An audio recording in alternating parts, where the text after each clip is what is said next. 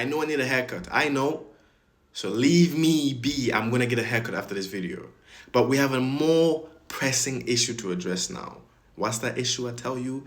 Why are young people so obsessed with protesting? Why are we so obsessed with virtue signaling? Why are we so obsessed with this activism?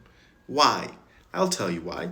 I recently watched a podcast with Jordan Peterson, and he was talking about this guy. He wrote a book basically talking about from the age of 17 to 25, young people leave the groupthink mentality and they try to discover themselves. Okay, when they try to discover themselves, it's a pursuit to be good, to be a better person.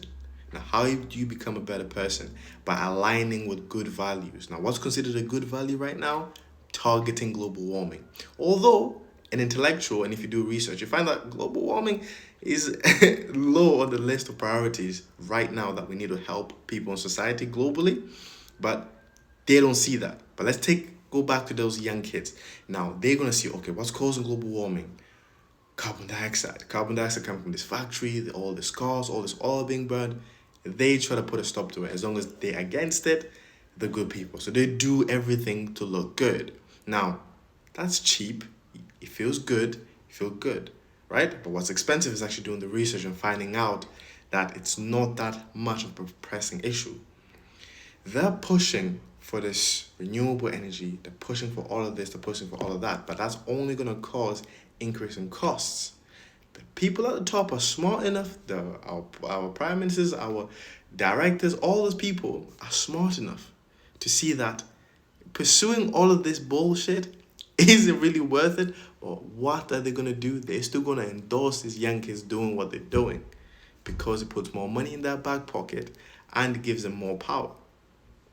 Now, let's dive into the issue of obviously increasing costs. Because, yeah, renewable energy is more expensive than normal coal and oil. Okay?